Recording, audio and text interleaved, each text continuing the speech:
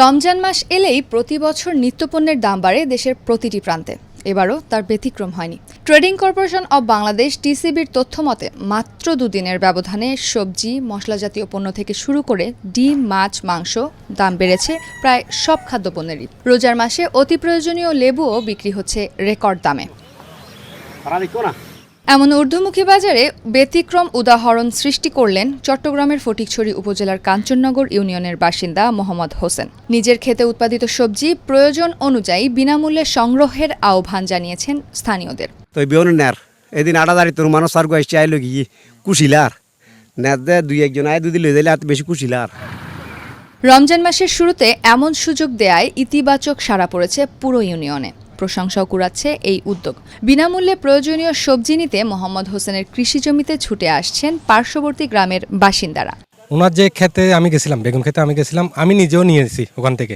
বেগুন আছে, মরিচ আছে, আলু আছে, তারপর মিষ্টি কুমড়াও আছে। তো ওনার মতো মানবিক মানুষ যদি থাকে কাঞ্চননগর আরও উন্নত হবে।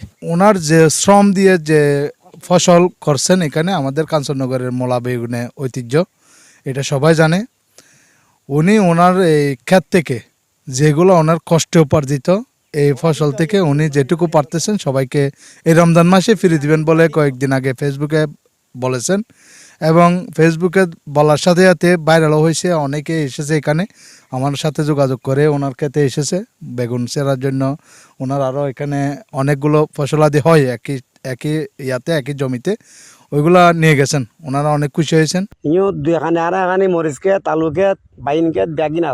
ফেব্রুয়ারি মাসের শেষের দিকে ফেসবুক লাইভে বিনামূল্যে সবজি সংগ্রহের আহ্বান জানান মোহাম্মদ হোসেন। রমজান মাসের পুরোটা সময় যাতে সবজি পাওয়া যায় সেদিকে লক্ষ্য রেখে নিয়মিত খেতে পরিচর্যা করছেন তিনি। পথ কিয়া 1 কেজি বাইন কিনিবার মতো 10 টাকা দিই, সমর্থন নাই। তার খেত ইয়ান ফিরি যে মনে হয় তেনিত্যারি অসুবিধা নেই। এই রোজার উপলক্ষে আমি আরও বড়াই দিই, গা আজ 3 দিন আগে বড়াই দিই।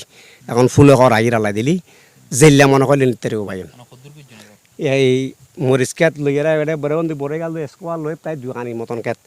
আলু মরিচ খেত, আলু টালু লগিয়ে গি মরিচও লগিয়ে তারপর দিয়ে মরিচ খেত এনতে এত আছে ইয়েনত মাই দিয়ে আছে কেজা মরিচ রোজা মাস মাই দিয়ে যার মনে হয় তেনিত্যারিবেন এই বাইনও আল্লাহ দিলি ফুলে ঘর আহির বড়াই দনে। নিজের 80% জমিতে প্রতি বছরই নানা সবজি পণ্যের আবাদ করেন মোহাম্মদ হোসেন। এবার চাষ করছেন বেগুন, আলু, মিষ্টি কুমড়া, মরিচ সহ নানা কৃষিপণ্য। প্রত্যেক ঠেলে ফুল আইব বাইন নেলিব।